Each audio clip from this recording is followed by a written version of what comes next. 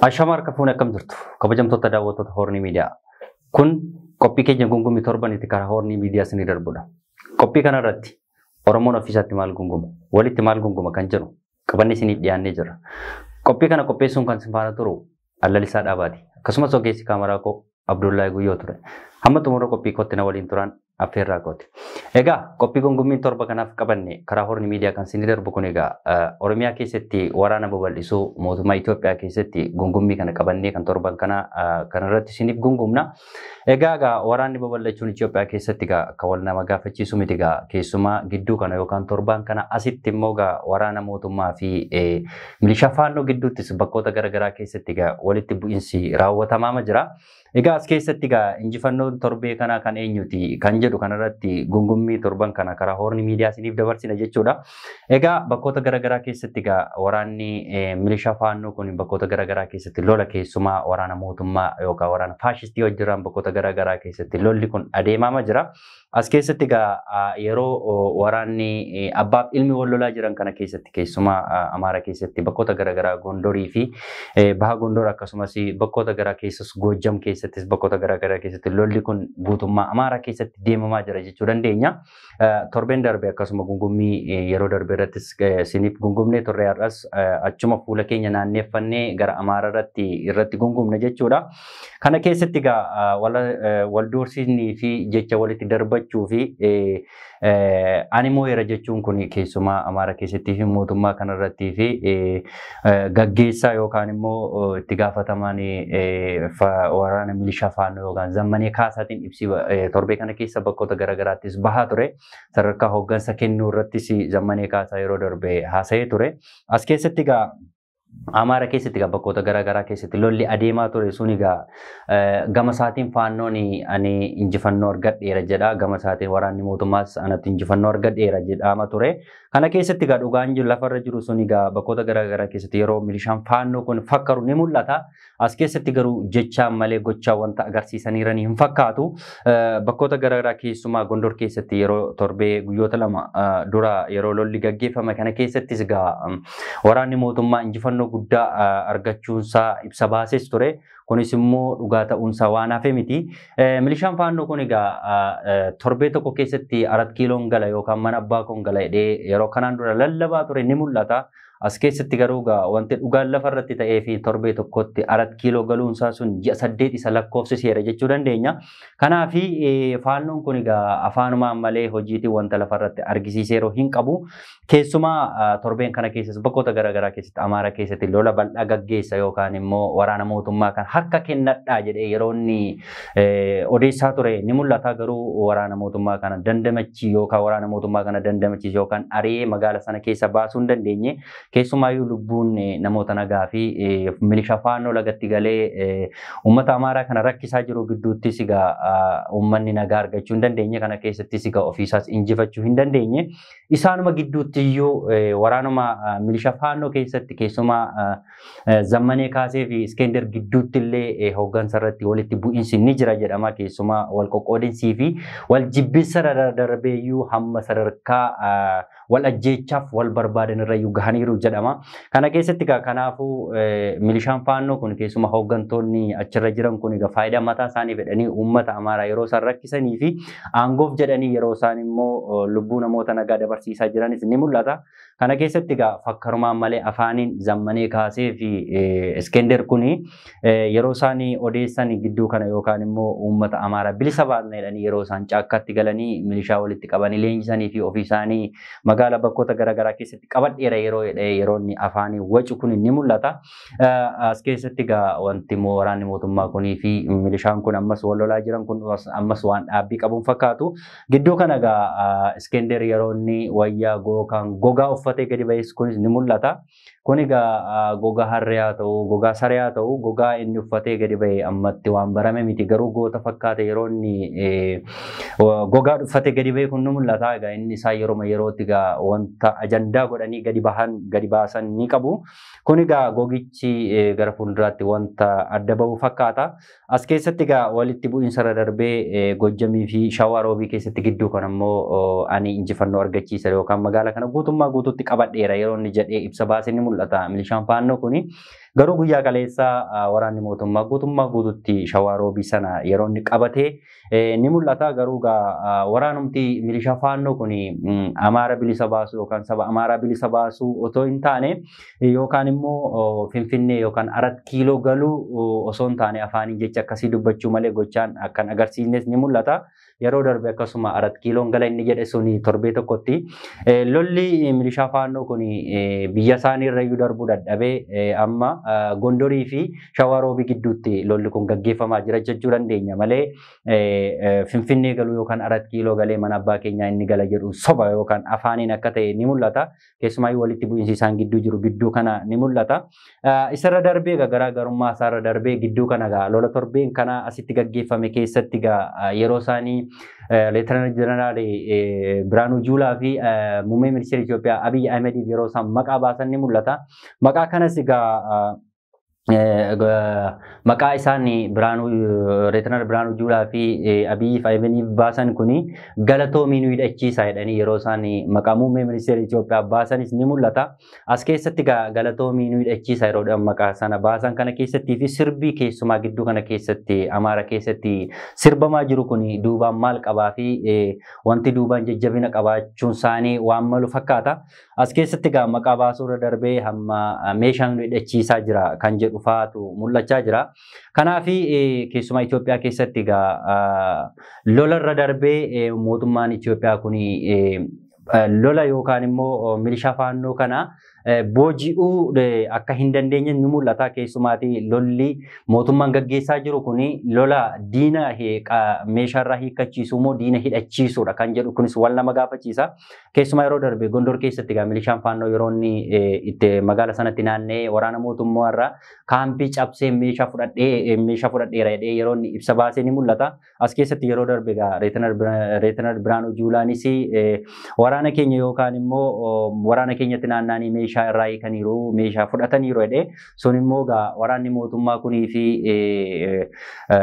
milishaan faannoo kuni akkam hidhata qabu kan jedhus wal nama gaafachiisu hidhata qabaachuu isaanii mul'isa.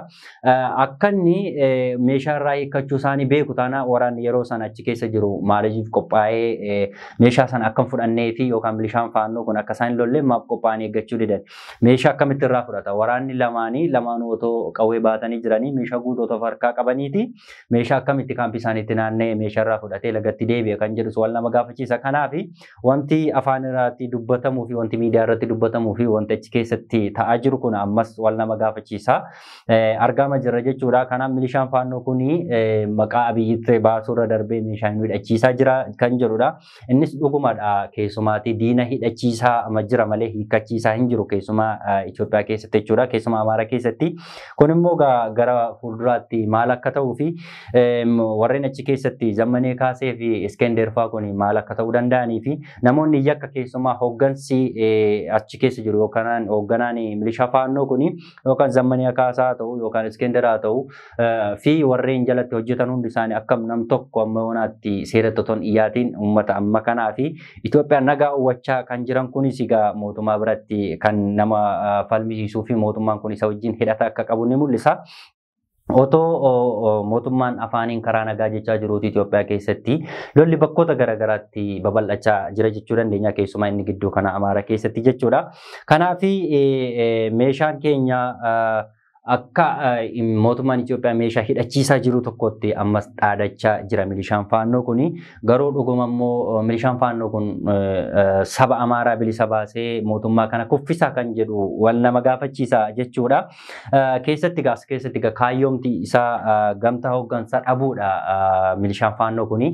Amma milishaan faannoo kana keessatti eenyu hoogganaa milishaa faannoo kuneetti jennee otoo gaafannee milishaan faannoo kun akka hoogganaa hin qabne kan ni mul'isa. Eenyu akka hoogganaa jiru hin beekamu jechuudha. Keessumaa Gondor keessatti fi karaa Goojjam maali jedhanii akkasumatti odeessu malee hoogganaa walii galaa milishaa faannoo kuni eenyu akka ta'e nama komachiise yookaan immoo moonatti hin baramne jechuudha. Inni biraa rakkoomti seenessa achi keessa jiruu fi milishaamti faannoo kun qindaa'ee hojii akkasii hojjechuu fi mootummaa loluu otoo hin taane jibbinsa Oromoo fi sabdaneessuma yookaan jibbinsa Oromoo irraa qaban mul'isaa jiru jechuu dandeenya malee sadarkaa mootummaa kuffisuu irra gahanii hin jiran jechuu dandeenya jechuudha. Milishaan faannoo kuni afaaniin dubbachaadha malee sadarkaa itti mootummaa kana kuffisanii hin qabanii garuu bakkoota garaagaraa keessatti milishaan lama taasise sadii taatee uummata Oromoo bakkoota garaagaraa keessattis guyyoota gara guyyaarraa gara guyyaatti yeroo isheen uummata buqqistu ni mul'ata. Isas fakkeenya fudhachuu dandeenya. Yeroo darbee uummata Walloos yeroo isaanii rukutanii fi qeessaan irraa buqqisanis ni mul'ata. Karaa biraas yeroo isaanii Wallagga keessatti bakkoota garaagaraa keessattis ni mul'ata. Akkasumas Salaalee keessattis uummatuma buqqisaa turanii malee sadarkaa mootummaa buqqisuurra hin geenye jechuu dandeenya. Fi garaagarummaan jibbinsa achi keessa jirullee ammas waan dhaabbatee hin fakkaatu. Kanaaf mootummaan achi keessa jiru mootummaan Itoophiyaa fi milishaa faannoo kana gidduuttis waliigaltee hin jira akkasuma fi ilmaa fi abbaa yeroo wal lolaa jiran kana keessatti eenyutu irra aana kan jedhu gara fuulduraatti wanta waliin ilaallu ta'a jechuudha. Kanaaf uummanni Amaaraa akka garmuumuu fi akka sadarkaa waliin galle irratti akka isaan ga'anii fi milishaan faannoo kun sababii guddaa ta'eera jechuu dandeenya. Kanaaf yeroo darbes akkasuma isas immoo sadarkaa waliigaltee dhabuu isaaniis fi akkaataatti waliigalteen achi keessa jiruu fi Shawaa Roobii keessatti lolli hin gaddan milishaa faannoo fi waraana mootummaa gidduutti adeemsifame kanarrattis Biraanuu Juulaa ibsa baasise kanarrattis dudubbatee jira. Kanarratti gara fuulduraatti maal akka ta'uu fi milishaan faannoo kun dhuguma mootummaa kana kuffisaa kan jedhu walumaan kan ilaallu ta'a jechuudha. Qabxii koo lammaffaatti yeroo darbu rakkoo diinagdeen Itoophiyaa keessa jiru yookaan akkaatuma sababa lolaatti yookaan sababa siyaasaatti Itoophiyaa keessatti bakkoota garaagaraa keessatti beelaa fi nageenya akka dhibamaa jiru waan nama gaafachiisu as keessatti keessumaa Tigraay fakkeenya fudhachuu dandeenya. Mootummaan Tigraay amma ibsa baasee kanarratti waliigaltee yookaan wal amantaan mootummaa Itoophiyaa fi UNO gidduu wal amantaan hin jiru jedhee ammas komii makaasaa jira.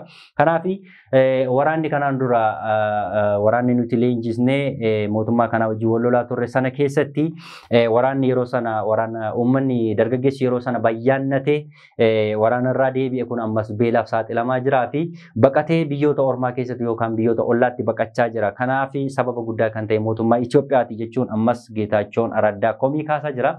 Kana keessatti bakkoota garaagaraa keessatti uummanni keessumaa Maqalee irraa kan hafe uummanni baadiyaa jiru ammas beelaaf saaxilamaa jira jechuun dhugaa achi keessa jiru dubbataa jiru. Keessumaa Itoophiyaa keessatti yaada ofii bilisaan ibsachuutiin kan beekamu uummata Tigraay fi bulchaa Tigraayidha jechuun ni danda'ama. Karaa nagaatiin otuma lolaa jiran kanaan dura yeroo darbe yeroo qawweetti lolaa turanis araada gidduu isaanii taa'amee fi isaan kun biyya isaanii akka barbaadanitti dubbachaaf akka barbaadanitti kabajachiifachaa jiru. Kanaaf otoo Oromiyaa keessatti ta'e namoonni yaada akkasii otoo dubbatanii hidhaa fi dararaan akkasii numa raawwatama. Kanaaf Geetaachoon Araddaa ifaa bilisatti bahee uummanni Tigraay beelaa fi dararaaf saaxilamaa jira. Uummanni dargaggeessi achi keessa jirus biyya ormaatti baqachaa jira sababii beelaa fi sababii rakkina Tigraay keessa jiru jechuunis mootummaa Itoophiyaa kana qeeqanii jiru. Keessumaa Itoophiyaa keessatti parsentii 50 ol yookaan harki caalu dargaggeessadha jechuu dandeenya. Dargaggeessi kun immoo hojii dhabaa fi keessumaatii sababii waraana adda bilisummaa Oromoo deeggartu jedhanii bakkoota garaagaraa keessatti yeroo isaan rakkisaa jiran ni mul'ata. Kanaaf namoonni siyaasaas Itoophiyaa keessatti rakkinuma hamaa fi dararaa argamaa jiru. Isas fakkeenya fudhachuu dandeenya.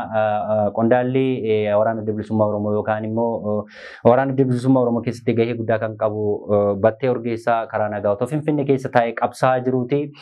Ammas mana hidhaa keessatti argama jechuudha. Mootummaan karaa gar tokko karaa nagaa qabsaa fi meeshaan hin barbaachisu karaa nagaa yoo qabsooftan aangoo argattu jedhee yeroo inni dudubbatu ni mul'ata. Garuu namoonni harka qullaasii namoonni meeshaa hidhatanis Itoophiyaa keessatti dararama argaa jiru. Isa kana yeroo darbe isarra Battee Urgeessaarra darbe yeroo Baqqaleen faa Jawaar faa hidhamaa turan isaan qawween qaban ture. Akkasumatti qabsaa turanii isaanis dararama argaa turanii namni karaa nagaa qabsaa'es namni qawweetiin qabsaa'es Itoophiyaa keessatti yaada isaa ifaa bilisaa fi namni dhugaa dubbate Itoophiyaa keessa jiraachuun hin danda'amu. Kanaaf mootummaan Itoophiyaa amma aangoorra jiru afaaniin gocha Minilik akka nama Minilik waan gocha Minilik faarsuu fi ilaalcha Minilik qabaatee karaa nagaa qabsaa'ati. karaa nagaa qabsaatii aangoo fudhadhaa kan jedhu suni soba akka ta'e ni mul'isa jechuudha. As keessatti mootummaan Itoophiyaa kuni ilaalcha ammayyuu karaa nagaa namoota qabsaanii fi namoota isarratti qeeqa qaban irratti yaada gaarii hin qabu jechuu dandeenya. Kanaaf kunis gara fuulduraatti maal akka ta'uu fi namoonni yaada karaa sirrii qabsaa jiran kun yookaan immoo namoonni Finfinnee keessa taa'anii qabsaa jiran kun karaa nagaa jechuudha. Dhuguma karaa nagaa qabsaanii mootummaa kana kuffisuu danda'uu fi mootummaan Itoophiyaa immoo dhugaa jiru achi keessatti jiru kanaaf namoonni mootummaa kana irratti qabsaan kun yookaan immoo paartii mormituu warri ta'an kun dhuguma karaa dhugaatiin mootummaa kana kuffisuu kan jedhuu fi dhugaan Itoophiyaa keessa jiruu fi dhugaan mootummaan kun amma hojjechaa jiru kun sirriidhaa fi dhuguma mootummaan kun immoo karaa demokiraasii aangoo irraa bu'aa kan jedhu kunis wal nama gaafachiisa jechuudha. Kanumaaf waanuma feefuu qabxiin kun yookaan immoo rakkoon diinagdee fi siyaasni Itoophiyaa keessa jiruu fi namoonni nagaan Itoophiyaa keessatti dararamaa jiran kun gara fuulduraatti haqa argatu yookaan namoonni haqa qaban dhuguma haqa isaaniitiin falmatan Itoophiyaa keessa jiraatu kan jedhu wal nama gaafachiisa. Walumaanis kan ilaallu ta'a jechuudha. Qabxii gosa sadaffatti yeroo darbu mootummaan Itoophiyaa yookaan muummee ministeera Itoophiyaa Abiy Ahmed fi mootummaan Sumaalee jechuudha yeroo darbee hidha guddicha irratti wal dhabdeen gidduu isaanii ture suni amma yeroo darbee mootummaan Sumaalee kuni Itoophiyaa wajjin kana booddee lolaaf ani qophiidha jedhee yeroo inni miidiyaa sooshaal miidiyaa kanarra deemaa ture yeroo inni ofiisaas dubbatee ture jechuudha. Amma gidduu kana muummee ministeera Itoophiyaa yeroo darbee Keeniyaa galee turee fi Keeniyaa muummee Wiiliyaam Ruutoo jira yeroo dubbachaa turee fi Leetanaal Jeneraal Biraanuu Juulaas yeroo inni Keeniyaa galee ture ni mul'ata. Achi keessatti mootummaa Sumaalee wajjiraanii waa'ee hidha guddicha irratti yookaan araaraa fi gidduu akka galu waan Keeniyaa yookaan bulchaan Keeniyaa yookaan immoo Wiiliyaam Ruutoo gidduu gala yookaan immoo gidduu galee yaada keessan nan gaafadha yookaan immoo walitti siin fedha kan jedhus dubbatamaa jira. Kun immoo mootummaan Sumaalee yeroo darbe lolaaf qophiidha akkuma jedhe kana dhuguma immoo karaa nagaa mootummaan Itoophiyaa fi mootummaa Sumaalee gidduutti nagaan bu'a kan jedhamus dubbatamaa jira. Kun immoo dhugaasaa walumaan kan ilaallu ta'a jechuudha. Hidha guddicha irratti keessumaa uummanni Itoophiyaa yookaan immoo uummanni Oromoo keessumaa Sumaalee keessa ture dararaa argaa ture erga mootummaan Itoophiyaa fi mootummaa Sumaalee gidduutti hidha guddicha irratti wal dhabanii jechuudha. Kun immoo uummanni achi keessa jiru nagaa akka argatuu fi yoo isaan lama walitti dhufanii uummanni achi keessa jiru nagaa argata jechuudha. Kan ammoo walumaan kan ilaallu ta'a kan adda durummaatiin kan akka isaan walitti dhufaniif kan gochaa jiru Wiiliyaam Ruutoodha jechuudha. Wiiliyaam Ruutoo isaan walitti akka dhufanii fi uummanni nagaa akka argatuu fi Itoophiyaa keessatti nagaan akka bu'uuf aarsaa guddaa kaffalaama turan jechuudha. Ammas kaffalaama jiru. Kan walumaan kan ilaallu ta'a jechuudha. Qabxii koo kan gongommii torban kana wal waraansa bal'ina uummata Itoophiyaa keessatti bakkoota garaagaraa keessatti lola babal'achaa jiruu fi rakkoo diinagdee fi kanneen kana fakkaatan gongommii koo torban kana keessatti qabadheen ture jechuudha. Qophii koo kana hangammaatti daawwataa turtan jechuudha. Qophii kana qopheessuun kan sinfaara ture Allalisaa Dhaabaati. Ogeessi kaameraa koo Abdullahi Guyyoo ture. Torban qophii gongommii biraan hanga walitti deebinutti qophiilee Horni Miidiyaa fi walii turtii gaarii qabaadha.